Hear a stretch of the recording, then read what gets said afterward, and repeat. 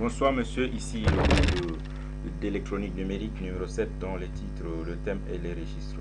Et dans ce groupe, nous sommes au nombre de 15 dont les noms sont sur l'écran là. Et nous avons travaillé sur 3 registres différents, registres tampons, registres à décalage à droite, c'est-à-dire en série, les registres à décalage à gauche. Ce sont là le but de notre travail, l'objectif. Et voilà comment est-ce que le registre, on a notre table de vérité pour le registre tampon. Lorsque l'horloge est égale à 0, si les entrées est égale à x, quel que soit, n'est-ce pas, x, alors les sorties prennent les anciennes valeurs. Mais lors d'une montée d'une horloge, si, n'est-ce pas, entre les entrées sont égales à 0, par conséquent, ça affecte aussi les sorties. Mais si lors d'une entrée, ici, on a notre EA égale à 1, par conséquent, ça affecte QA, pardon. Et les 0 là, ça affecte aussi les 0 ici. Et si on a 0 ici, ça affecte 0 là. Si on a 1 ici, ça affecte 1 là, et ainsi de suite. Ça veut dire que l'équation est déjà là. Ça veut dire que QA dépend de EA, QB dépend de QB, QC dépend de EC et QD dépend de QC. Voici simplement le chronogramme. Lors d'une montée, s'il y a 0, il y aura 0 ici, à EA, QA. S'il y a 1 à EA, il y aura 1 à QA prochainement. S'il y a 0 à EA, alors il y aura 0 ici. Mais ici, on n'oublie pas que de ce côté, EB est égal à 1. Par conséquent, ça doit aussi affecter notre QB là. Donc, on voit donc que chacune des sorties dépend de chaque entrée. Voyons cela simplement en pratique. Lorsque on a nos entrées ici, 0, lors du front montant, ça donne 1. Ça dépend, chaque valeur, c'est en parallèle. Les entrées sont en parallèle, les sorties aussi sont en parallèle. Voilà pourquoi la sortie ici n'affecte rien en l'entrée et en la prochaine sortie. Donc, chacune des sorties est dépendante de son entrée à elle seule. Voilà, les entrées sont en parallèle. Et on voit maintenant le registre à décalage à droite. Automatiquement, directement, on a là la table de vérité. Lorsque notre horloge est égale à 0, quelle qu'en soit la valeur de D, on a les anciennes sorties qui sont là conservées. Mais lors d'une montée, si notre D est égal à 0, il y aura 0 automatiquement ici. Mais ici, les valeurs ne sont pas forcément égales à 0. Ça peut être 1. Ça dépend alors des anciennes entrées. On a mis 0, 0 croyant que, ou bien supposant que la sortie ici est égale à les anciennes sorties sont égales à 0. Lors d'une autre montée, s'il y a 1, il y aura 1 ici, mais il y aura 0 là. 0, pourquoi? Parce que ça va affecter l'autre registre ici. On va voir ça en pratique. Comment est-ce que ça affecte? Donc, ça dit que l'entrée de la bascule D et la bascule B est, n'est-ce pas, la sortie de la bascule A. Voilà pourquoi 1 migre ici, 1 migre là. Et voyons d'abord l'équation avant de revenir sur le chronogramme. Notre QA est simplement dépendant de D, QB égale à QA, QC égale à QB, QD égale à QC. Donc, on voit comment est-ce qu'on est en train de décaler vers la droite. On voit ici enfin, on avait la 1, on avait notre 1 simplement qui était ici, se retrouve là. On a décalé juste vers la droite les valeurs 1. Donc, lors d'une montée, s'il y a 1 ici, il y aura automatiquement 1 là en bas. Lors d'une autre montée, s'il y a 0, il y aura 0 là. Mais n'oublions pas que ça c'est l'entrée de ceci, par conséquent il y a eu aussi montée ici, ainsi de suite.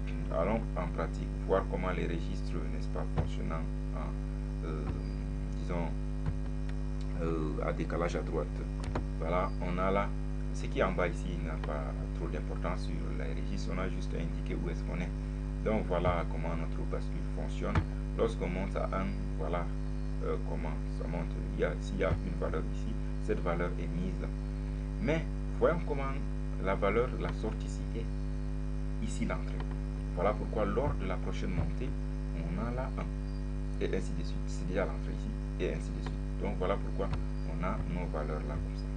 Donc le calcul, les affichages en bas ici, ça c'est juste pour indiquer où est-ce qu'on est. Et on a encore une autre entrée là, preset, et ici c'est clear, ici c'est preset, ici c'est clear, ici c'est preset. On a indiqué ça comme ça pour faire d'une pierre deux coups. Voilà, on a 0 ici parce que c'est clear, 1 ici parce que c'est preset 0, 0, 1. Voilà. Allons aussi dans le registre à décalage à droite. à gauche, pardon. Registre à décalage à gauche. Voici notre horloge. Lorsque c'est 0, alors il y aura 0 ici. Lorsque c'est 0, alors il y a, quelle qu'en soit l'entrée, on a les anciennes valeurs. Lorsque c'est 0 ici, alors lors de la prochaine montée, on aura 0 là. Ceci c'est pareil, on peut mettre simplement Q0. Mais on indique ici toujours que QD, notre Q0 est égal à 1. Voilà pourquoi on ne se casse pas trop la tête. Lors d'une montée, si on a D égale à 1, par conséquent, il y aura 1 ici à QA. Mais on voit lors d'une autre montée 0, 0, oui c'est bien, mais notre 1 migre de ce côté. Ça veut donc dire que notre QD et notre bascule D dépend, n'est-ce pas, de la sortie QA. Ça, voilà comment ça migre. On est en train d'aller vers la gauche, comme ça, de ce côté. Et voyons d'abord l'équation avant de repartir sur le chronogramme. On a ici notre QA est égal à D, QB est égal à QC, QC est égal à QD et QD est égal à QA.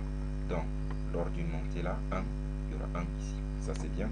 Mais lors d'une autre montée, on a 0, 0 ici, c'est bien. Mais voilà comment est-ce qu'on se retrouve là à 1. Parce que ceci dépend de ceci. Par conséquent, vous voyez comment il y a eu monte ici. Et lors 1 ici, il y aura 1 là, il n'y a pas de problème. Mais notre 1 encore migré ici. Mais ceci aussi monte là. QD ici, on a QC après, QB après. Voilà comment est-ce qu'on décale. Allons voir ça aussi dans la pratique des choses.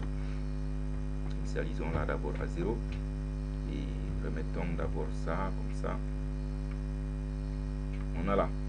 Lorsqu'on a 0 ici, quel qu'en soit le mouvement ici, ça ne change rien.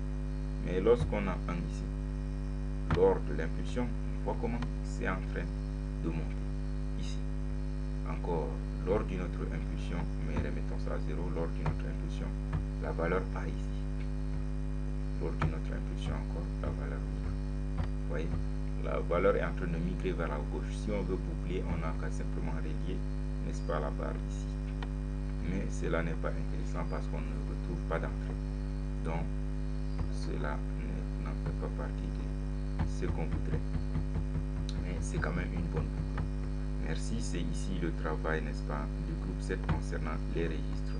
Merci docteur et bonne soirée.